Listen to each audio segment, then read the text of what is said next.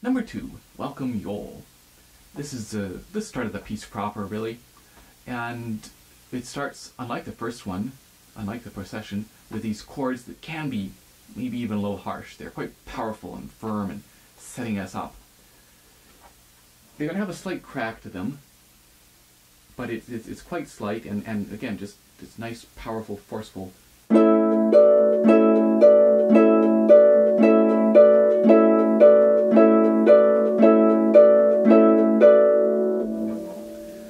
So nothing too tricky there. You'll notice that I take the entire second chord of each bar in the right hand. It's marked, of course, with the left hand taking that A, but much easier just to take all in the right hand. And I should mention that most of the fingerings, I guess almost all the fingerings that I'm using here, I got from my teacher, Catherine Ely. They all work very well. And the only other thing to be aware of in these chords is just not to buzz, because as you go to place this, there's a chance of 4 nicking that E, or the thumb nicking the top E. So just, and of course, these guys are ringing as well, so just be aware, replacing from above, and making sure, for example, that you delay placing as late as possible, so that when you replace on that A, there's very little time between. It's not. So that you're replacing almost as you're playing. So those go on for 19 bars, a rather odd number. And definitely I get some vocal cues in there, because you're just counting away, same passage, and you can get lost. So the last, in that 19th bar, they go we shall and then sing. They say sing, or they sing, as we change our pattern. So it's good to get these little vocal cues in there just as a backup, because things happen, and this way, if you lose count somewhere in there, you'll know, oh, I'm just listening for a we shall, and then you're ready to change. And this next little pattern,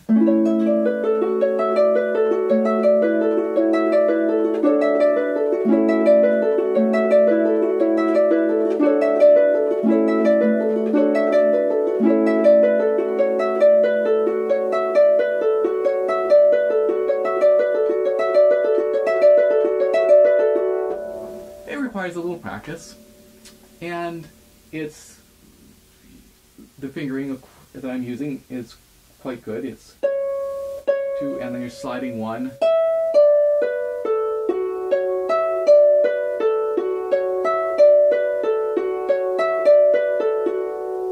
One of the more difficult parts about this is making sure that you're not buzzing with your left hand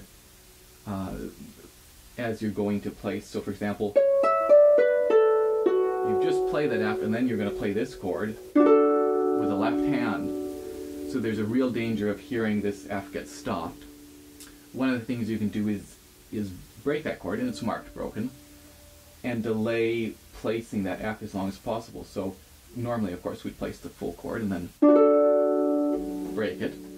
But in this case, you can almost start it before placing, so that you're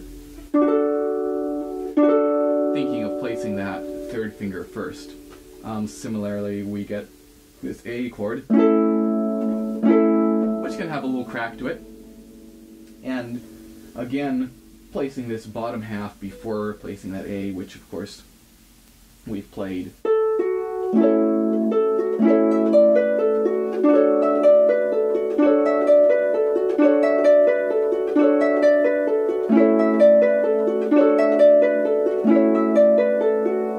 That's a little tricky.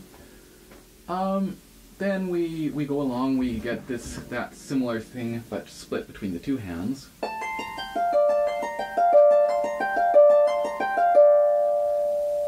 Pretty easy, just trying to keep that as even as possible, and still, even though that's quiet, making sure that it's still heard, and making sure that it still has that sort of almost driving quality. that excitement that even though it's quiet, something's happening. Oh, and it's leading us forward. And that wanders its way down. Got here.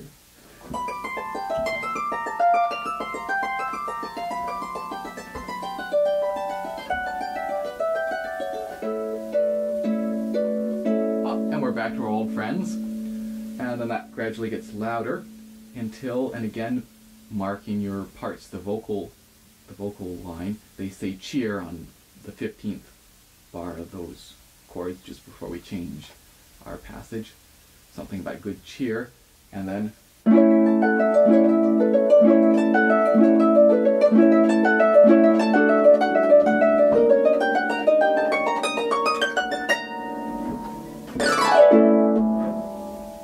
and in that, again, this fingering works quite well. You're taking the first note in the left hand with a thumb,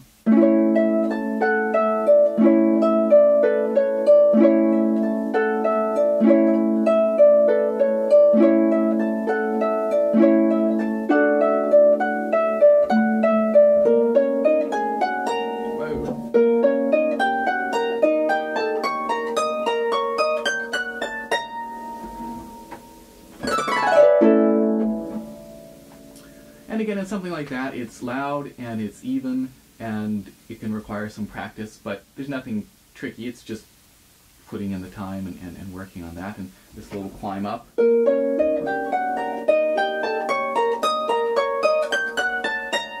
Trying to make that as loud and as forceful as you can, and just take it really slow if it's a problem, and crank it up one metronome notch at a time. So let's move on to number 3.